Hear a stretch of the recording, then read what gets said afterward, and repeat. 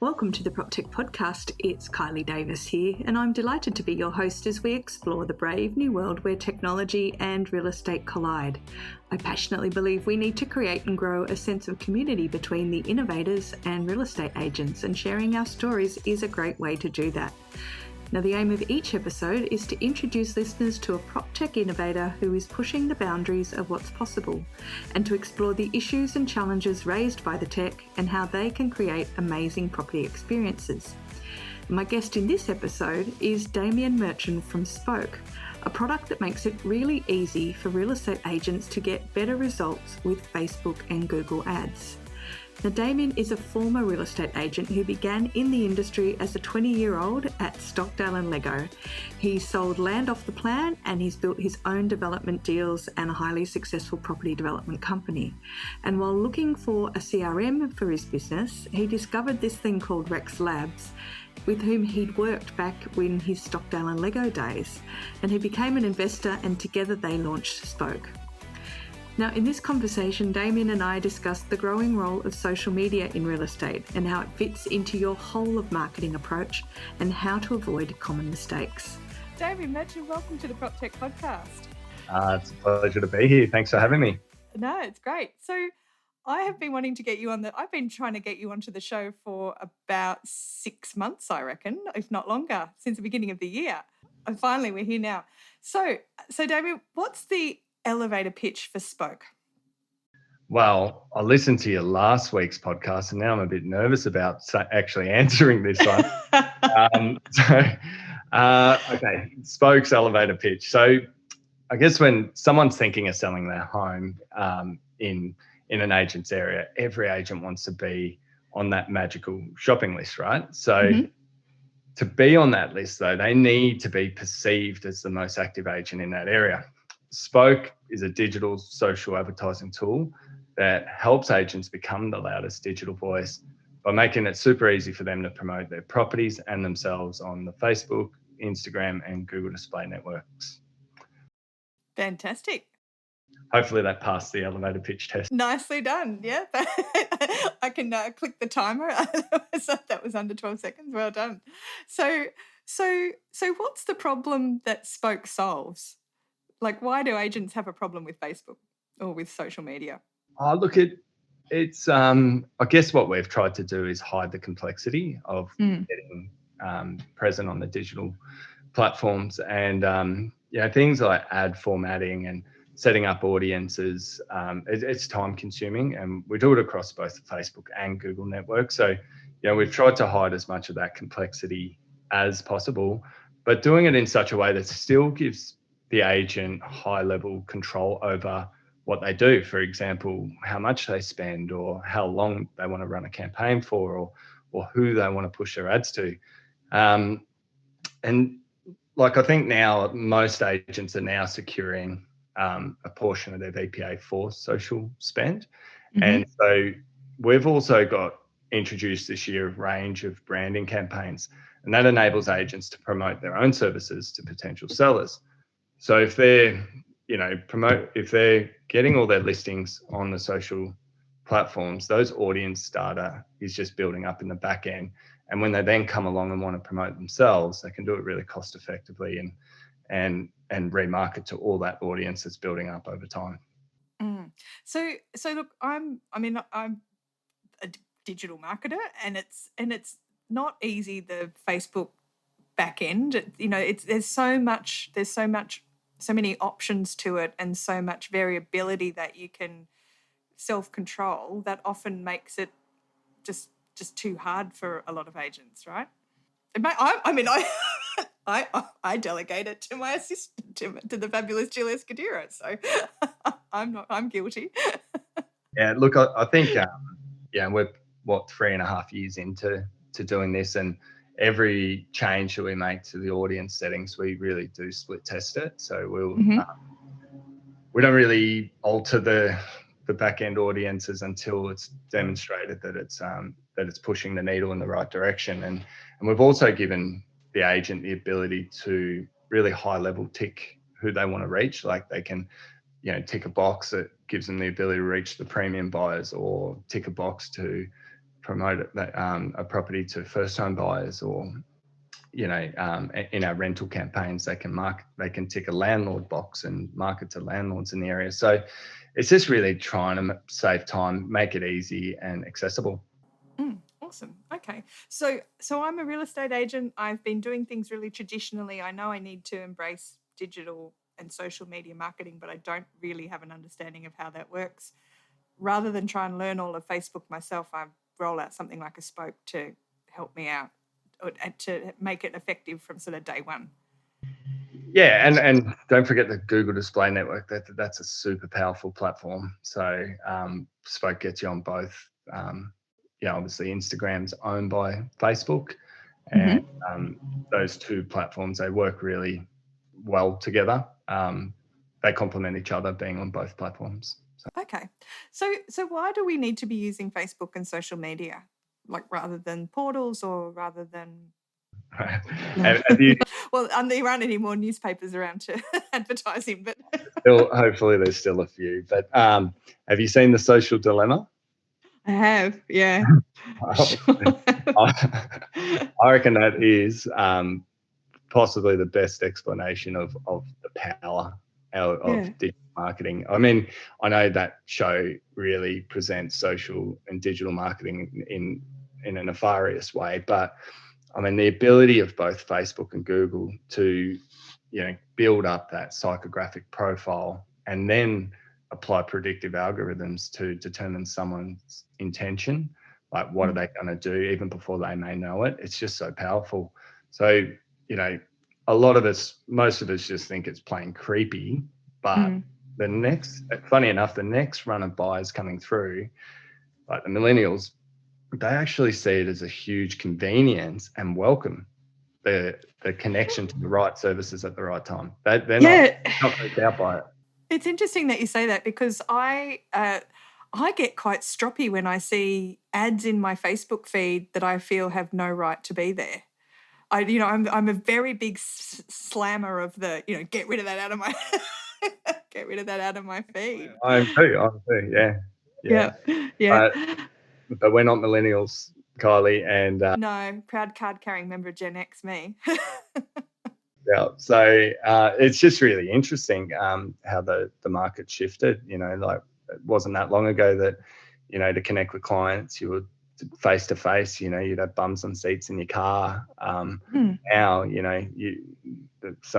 the younger buyers, like, they want to negotiate via SMS, and that is the market that's emerging and becoming a strong part of the buying market. So yeah, it's just it is changing, and the way people communicate's changing. I mean, like the power of these things, just to give like some context to this, I don't always think people join the dots, but when you download an app, and often you're asked to log in with Google or Facebook, and most people forget their password, so they'll log in one way or another. If they do that, that means Google or Facebook has your data. They know what you're doing. So if I download, say, the Domain app, and I'm, using one of those to log in, or if I'm a Gmail user and I email my broker and say, hey, I want to buy a home, or I subscribe to an REA feed, Google knows that. And that means that we can place ads in front of those people. So that's really the power of social and digital marketing.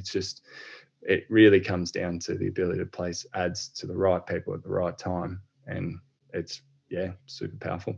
And it does make the old ways that we've advertised in the past look really quite primitive in comparison. Yeah. So how big is Facebook in Australia these days? Look, it's huge. I think it's close to 80% of Australians are using either Facebook or Instagram. Instagram's owned by Facebook, so is Messages, so is WhatsApp. And I think, if you look at the statistics of, and really what they are is, really targeted, geolocated capabilities. You've got close to 60% of people are still buying within 5Ks of their home, 91% within 40Ks. So, geolocation marketing is just really clever in reaching the right people at the right time. where they're spending their time. So you've got, I think the recent statistics come out on Statistica about digital usage, and it was like 6.5 hours a day spent online and 90 minutes or an hour and a half on social. So this is where people are. It's where their attention is. And they're all soft. What about the other 22 hours in the day? Well, no, not. Oh, no, it's like, I'm like, sorry, that's, 8 hours just staring at devices. It's crazy, but we're living in. No wonder we're all so tired. So what are the key blockers? Like, why have agents struggled to embrace it? Well, I think, because on one hand, you see inside Facebook a lot of agents who are very active socially, but then not an extraordinary, not a huge amount of sophistication across the board in terms of targeting for I think advertising. I think that is changing, but I would say the key blockers, I would say there's probably time, there's money, there's a know-how, and then I'd say there's probably a bit of fear. So with time, that's really the problem that Spokes sought to solve here, to just make it really, time efficient. The financial element, I think, again, Spokes powerful in that it gives agents the ability to leverage their VPA spend, and that can build up audiences in their back end, and then when they do want to promote themselves, those audiences are ready to be utilized in spruiking their, trying to get appraisals. But I would say a big one is the know-how. So there's one thing to do ad formats and audience settings, but really, really good holistic funnel content generation is not that easy. So Google did this white paper on the real estate funnel that they looked at a bunch of people that had sold and bought property and then backtracked it and worked out the digital journey, and it was one of the longest funnels in that they could in history. any product or service that they actually analysed, and so essentially it's a 20-month funnel, and wow, it's a long funnel. So with a 12-year buying cycle.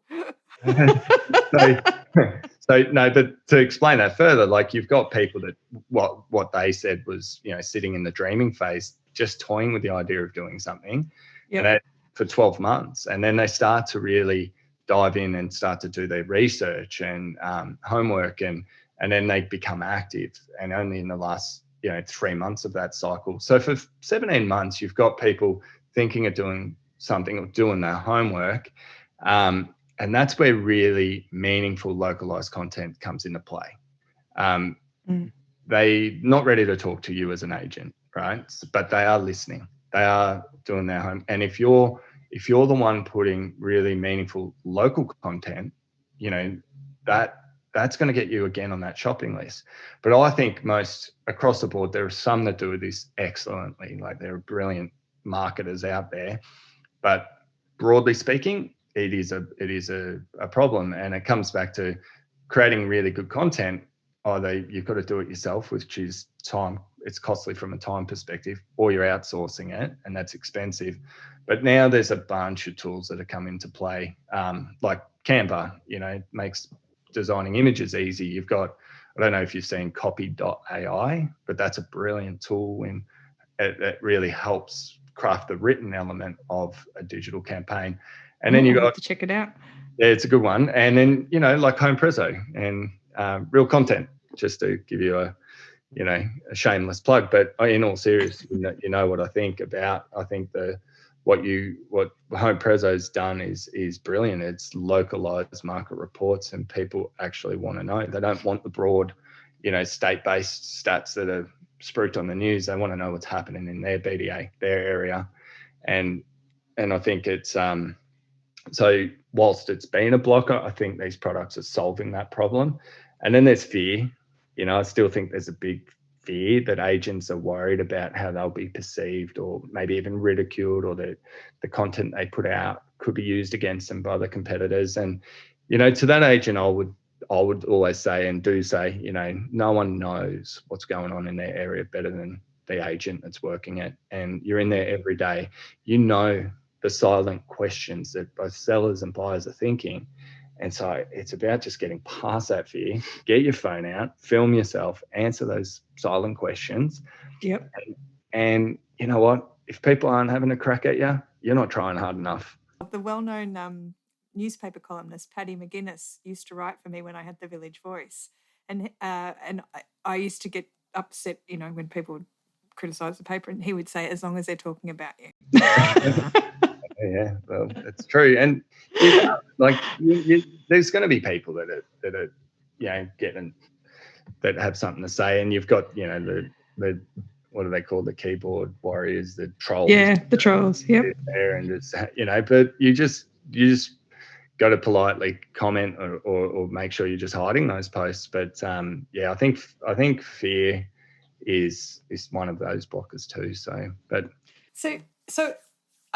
let's just kind of try and do a little bit of a summary, because I think it's really easy to get stuck into the wood for the trees here. But what you're saying from the Google research, and I'm going to dig out that research and I'll put it in the show notes because I think that's awesome. I haven't seen it, or if I have seen it, I've missed it. How old is it about?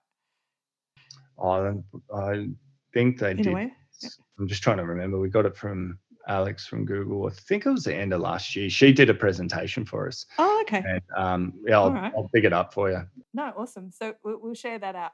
But so there's a 20-month a 20-month kind of sales funnel going on from the time someone starts to think, yeah, the house is, this isn't really working. I think I need to move, or I think we need to sell, to the time that they do it. And about 17 months of that 20 is fairly passive, or, sort of in the background, arms crossed in the background, thinking, yeah, I'm just going to, I'll work this out before I'm ready to talk to an agent.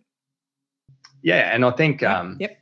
Absolutely. And I think, the objective, what do you want to do as an agent for those that are thinking of doing something? Well, the key there is building brand recognition and personal recognition of you as the agent, and also building trust in your capabilities as an agent, in that you can get the job done, that you understand your marketplace, and you providing really good content. That builds trust. So the idea is that when they're active, you're getting the call in, and when you step in, they kind of already feel like they know your brand, they recognize you, and they feel like they already trust you. So at that top of the funnel where we've got people for like 17 months, that's when you need to be sharing information about your local market. So to break it up, it's 12 months in the dreaming or the watching phase. Okay. And that's when they're toying with the idea, right? In that, I think all you could hope to achieve there is brand awareness and personal recognition. Then then they move into the research phase, and that's where the objective there should be to build engagement, to use digital language, but really you're trying to build trust in your professional capability. And then it's about funneling, and then you've got to really go by the throat and ask for the business and convert those active people into leads. So I think a lot of people make the mistake with social. They think they're going to run one campaign and it's some magic silver bullet that's just going to solve all their prospecting problems, but it really is a long game. And if you take a strategic long-term approach to this, then that's the way you're really going to own your share of voice in the market. And now let's hear a word from our sponsors. For almost 16 years, Direct Connect has made moving easy for over 1.2 million renters and homeowners by arranging connections to a wide range of services, from electricity and gas to internet and pay TV. With a national team of local account managers who are experts in the industry, Direct Connect are there to support your real estate business with competitive rewards for every successful connection, plus an industry-leading rewards program. The connection process is simple, and Direct Connect's always-on guarantee ensures your customers will be connected on the day they move in. Direct Connect offers a range of market-leading suppliers, and Direct Connect has now made it even easier than ever to send connections, directly integrating with MRI Software's Property Tree. So in just a few clicks, while processing a tenancy, you can send the connection details through and get your customers connected. To make the right connection and find out how Direct Connect can make moving easy for you and easy for your customers, visit agents.directconnect.com.au or call 1300 558 169. So at what point, I can hear hundreds of real estate agents asking right now, when do we start to promote the properties? When is it an appropriate time to post properties on Facebook? Oh, okay. So, So what, like, say with your audience settings, you are promoting it to those that are thinking of doing something, those that are researching, but you can weight your campaign towards those that are actively doing something. And so for our listing campaigns, they are targeting the more bottom of the funnel of that cycle, right? So it's so they're people who have basically said, yes, I'm in the market. I'm actively in the market. Well, their behaviours indicating that, yes. Their digital online behaviours are showing all the signals. I mean, these are all patterns, right? So Facebook and Google, they've looked at these, these long data sets and established patterns that the human being can't determine, and that's what they build their algorithms off, and then apply that so that anyone that's showing those similar patterns of behaviour, they're going to fall into your audience settings, and we'll be able to, push a property in front of that person. So does that make sense? Yep, it sure does. So how do we know it's working? Like, what's the kind of results that your clients are seeing? Okay, so well, statistically, I can throw some numbers your way. Our average spend on a campaign would be about $250, and it's oscillating between 14 and 21 days. In that, the average, and this is sort of the aggregate across Australia, we're getting around 73,000 impressions, 625 clicks or engagements, and 8 to 9 leads. But I would say the biggest litmus test here to know if it's working is after about 6 weeks, a lot of our clients who, they're building it into their VPA, they're putting every listing on, they start to get this feedback in the marketplace where people just say to them, I see you everywhere. I see you coming up everywhere. And that really is the tell. That's when you know it's working, when people are saying to you, I'm seeing you everywhere. And then it's just that means that when that person's thinking of selling, you're going to be top of mind, and you've got more of a chance of getting that call in. So that's sort of how.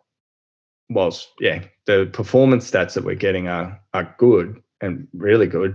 I think that feedback is really what you want to be looking for as an agent. So you're getting the technical feedback that the algorithms are able to share with you in terms of the data, but then you're also getting some kind of qualitative feedback that's helping your principal or whoever realize that this investment. But I mean, $250 per ad is pretty reasonable, I'd have thought. Oh, look, you can do ads with us for as low as $50. Just the $250 is simply our average. I mean, there's agents out there that are doing $500 campaigns as a standard VPA offering, but it just depends on where you are. Like, if you're in a higher price area and you can secure the larger VPA, because the more higher up the socioeconomic ladder you climb, you start competing with higher end brands who have got bigger budgets. So, you don't always need to be spending that sort of huge dollars unless you're in a really, but if you're top end, I would say you'd probably want to be at around $50. If you're middle of the run in terms of pricing, $250, and if you're at the cheaper end of town, then $150 is more than enough. So it just depends on where you are, and that's.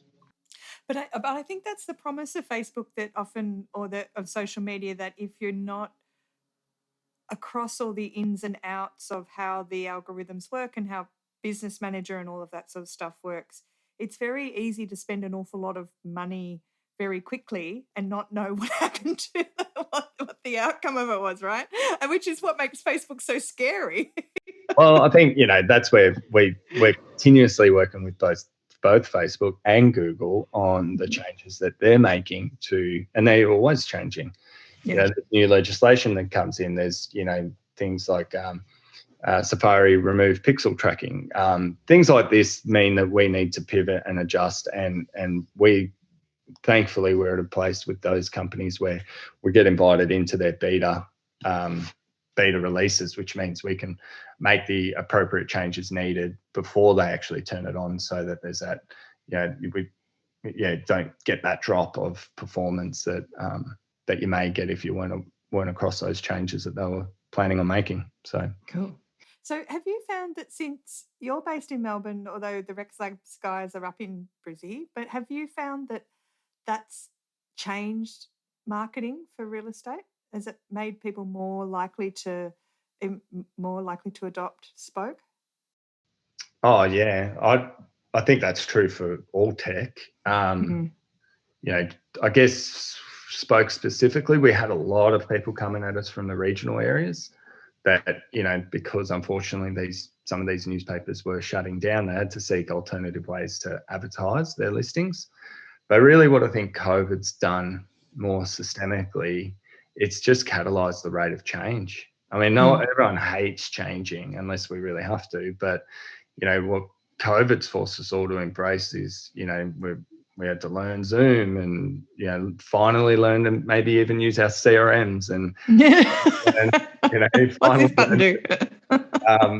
Even like EDMs, they're like these magic things called EDMs. I think a lot of agents realised that, it was a good time to reskill. And I think the focus of that reskilling has been centred on tech for sure. So it's been it's amazing what you can do with a bit of focus. So Spoke is part of Rex Labs. Tell me the story to how you guys are together. Like my involvement, or how? Yeah, the whole thing. I think it's a great story. Well, I guess I can tell it from my perspective. Look, I've been part of Rex Labs since its inception. Where, if I trace back the origins, I would say it really did start in an office in Cranbourne around 20 years ago. Because your background's as an agent, isn't it? You used to be an agent. Yeah. I've been in the game one way or another as an agent, principal. But where I was working, I started off my career working at Stockdale and Lego in Cranbourne, and one of my colleagues, Lana, one day brought her son in, her 12-year-old son. And this kid he was a freak. He decided he wanted to build a digital listing presentation for all of us to use. Now, this is 20 years ago. This is around the same year that that someone was coming around telling us about this thing called realestate.com. It's the internet. It'll take off. I tell you. I'm pretty sure it was free. Anyway, this kid came in and he did it. He built this digital listing presentation and it was phenomenal. And anyway, that was really, that's enter Alex. Yeah. And then Lana went and worked for Ray White, and I sort of moved into the project marketing space, went and worked for LJ Hooker out in Melbourne Southeast, sort of doing project marketing side of the real estate. Anyway, while Lana was at Ray White Cranbourne office, Alex, I think he would have been 15, 16, I'm not entirely sure, but he built a customized CRM for them to use. And by all accounts, it was really, really, really good and better than anything else that was out there. So, meanwhile, whilst I was doing my project marketing thing, I then started my own business in project marketing. And I, like every new person in business, I read the book, The E-Myth. Have you ever read that? Yeah. I sure have. Yeah, I love it. It helped me when I had my first business, when I had the Village Voice. Oh, it's a ripper. Followed it to the letter. Process.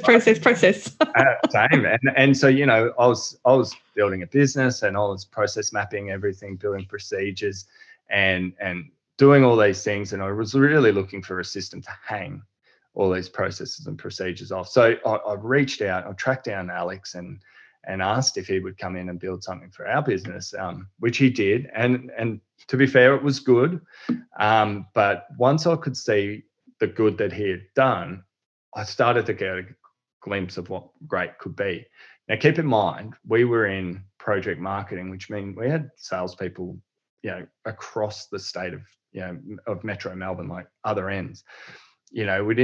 We couldn't really deal with VPN and all of these things. This is before cloud. Anyway, Alex said, "Have you heard of the cloud?" And I'm like, "I know what the clouds are." And he's like, "No." And he explained the digital cloud to me. And so he sort of looked in it, and to take this product from good to great was going to require an investment that I really just couldn't justify for my own business. So we sort of discussed the idea of maybe incorporating and commercializing this, and that's where Alex wheeled in his big brother, Anton, and enter Anton, and so we sort of worked out this arrangement. We incorporated Rex, and that was really how it got its start. And Anton and I, in the early days, would hit the pavements and sell it together, and the very first licenses of Rex, and then obviously Rex, just it iterated, and it's a very different product today to what it was. But and the team's grown, and Anton and Alex have done a phenomenal job, and Lana as well. Lana runs the sales team, Alex runs the tech, and Anton's the CEO. And so these guys are just like, I've never met people that work harder in my life. They just give everything to this business, and I was sort of like the silent partner, because I was running a real estate business and I was doing, some property development. But I exited all of that about 3 years ago. And then Anton, basically, I was trying to figure out what I wanted to do when I grew up. And Anton asked if I would actually maybe come and pull my weight at Rex Labs and take on the role as the national BDM for Spoke. So I did, and here I am. So awesome. As a real estate agent, you need to be doing more content marketing.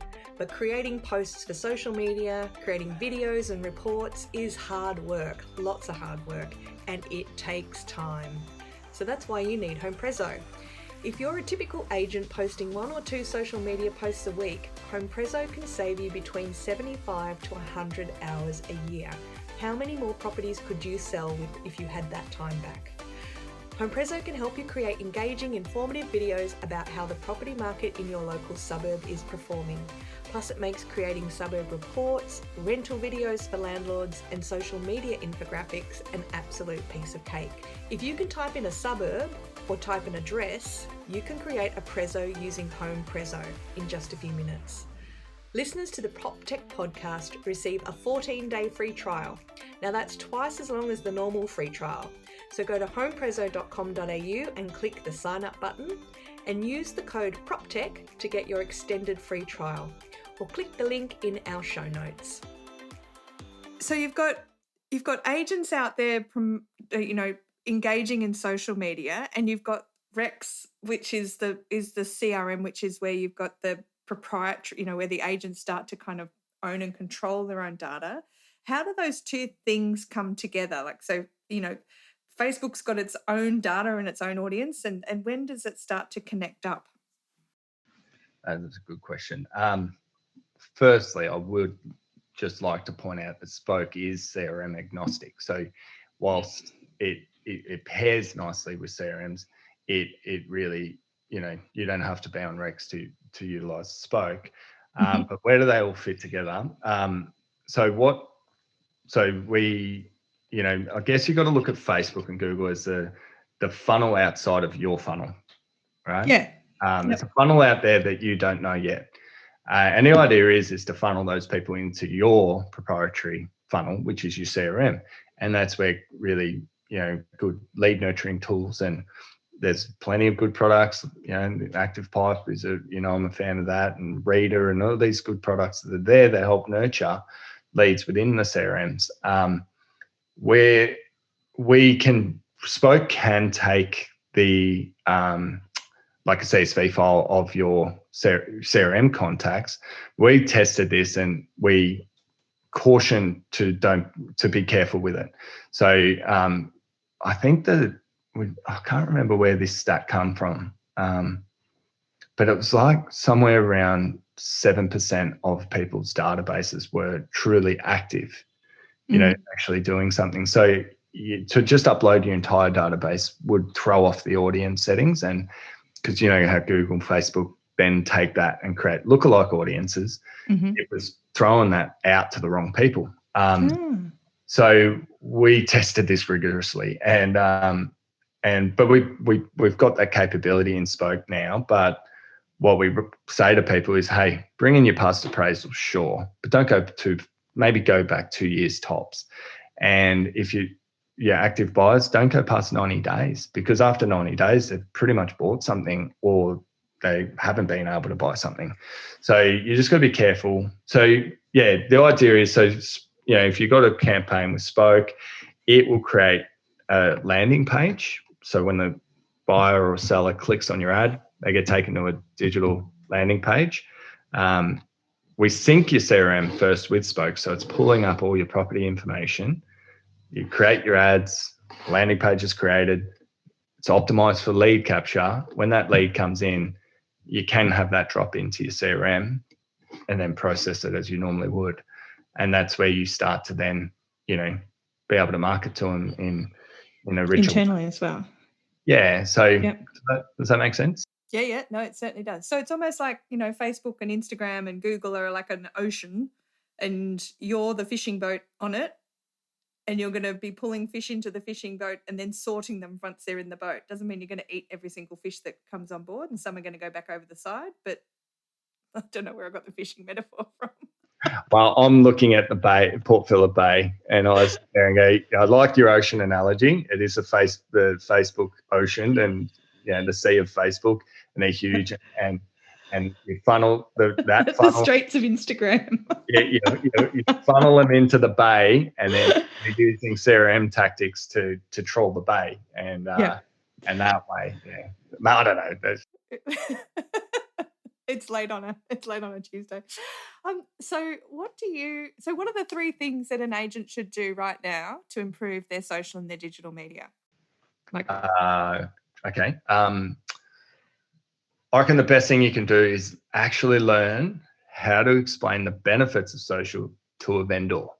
Awesome tip. I love that. Because if you can do that and secure spend on every single one of your listings, it's going to go a huge way in building your share of voice. That would be the first thing I would recommend, and build it into your VPA, right? Then second thing, I would make a plan. It's, coming into Chrissy New Year's, perfect time to actually stop and plan out 2021 and think about what the seasonality of your marketplace, and everyone's different, but think about the content that you are going to put out that's promoting your services. So make a plan and work that plan. And then it's about, actually executing on the plan. Again, you're going to need that meaningful localized content. If you don't know how to do it, get onto the tools that, I've mentioned, or pay someone to help you do it. But that's what I'll do if I was an agent. Awesome. That's great advice. Thanks, Damian. So what do you reckon the next 5 years holds for the real estate industry and real estate marketing? Where are we going?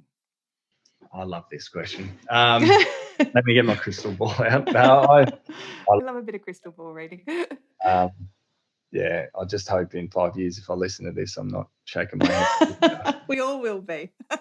We'll be going, oh my God, we said what? So the next 5 years,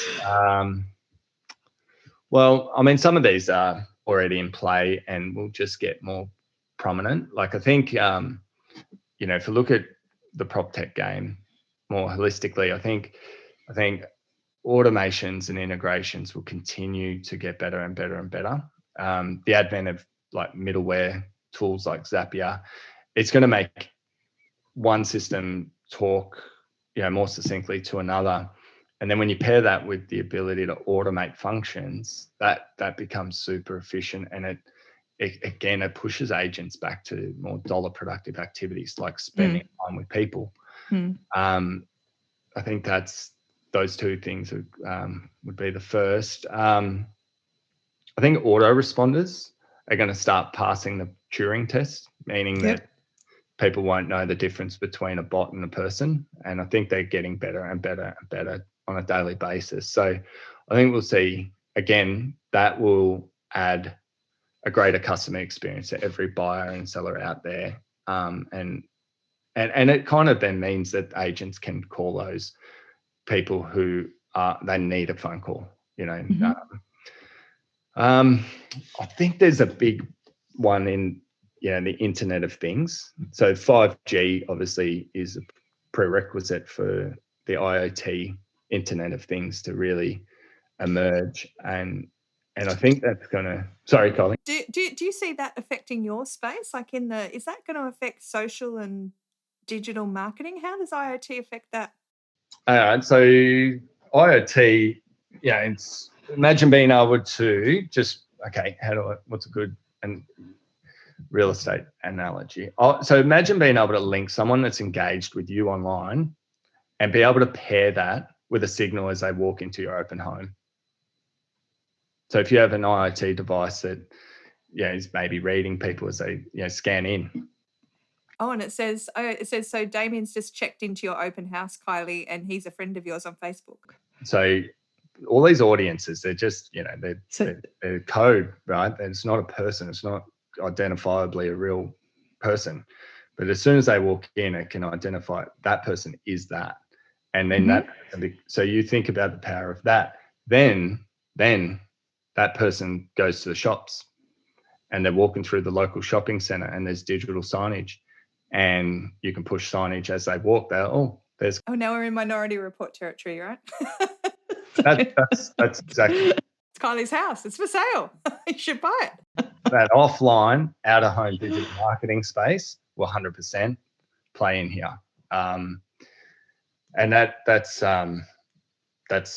it's. I mean, it's a little creepy, but it's cool if it's used in the right ways. If it's used to sell home furnishings, it's fine. If it's used to sway elections, it's not cool. Yeah. Yes, exactly. But I think there's just these AI is so powerful. Like the intention.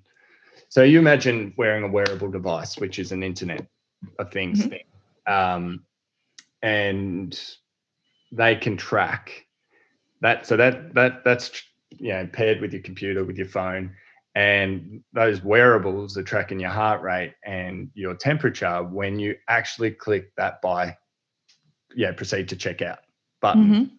That can be used and reused, and you can start to really understand when people are likely to make a decision based on their moods and serve up ads accordingly. That's another application of how the Internet of Things can play out. And so I think that's so playing it cool in the negotiation. So sort of, just asking the agent, how much are they looking for it? What do you think? And trying to be really kind of on the down low.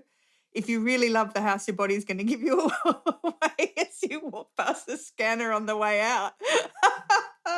Imagine you're wearing a device as an agent, and you can get real-time, biometric from a buyer, and you're like, oh, I've got them. They're mine. Push them for another 5K. I think that's beyond the 5-year parameter. But this is, I think AI is just getting more and more prolific. It's these are narrow AIs and they're getting smarter and you asked me a question around Facebook and it's a juggernaut and what's its future. It's like these things are not going away. These companies, both Facebook and Google, they have more money in the bank than the governments have in the bank. And they can just continue to buy companies. And people think, they're just buying companies. No, they're buying talent. They're buying the talent of people. And it's people that they've got the best people. And it's an arms race of talent. And so these guys are just going to keep on getting smarter and smarter and smarter and employing new ways of reaching people. So, and I think the last thing for the real estate industry, which has already started happening, is the whole concept of data laking. I think groups are more and more focused on this, and they're really doing that to protect themselves from the lead interception tactics that we're seeing emerge. So yeah, I think that'll play out and be pretty important over the next coming years. So Damian, to wrap up, what's the future for Spoke? How do you guys play in this space going forward? Oh, look, it's, in the short term, I can tell you that we're really focused on building out a broader suite of branding capabilities for our customers. And so if we think about the vendor wants more buyers, the agent wants more listings, the principals want more landlords, potentially staff. They're the sort of objectives that we want to be able to bring greater and greater value to. In the mid to long term, we just need to be super ready to pivot and adjust and ensure we're keeping our customers ahead of the curve as these things change and emerge. It's just such a fast moving space.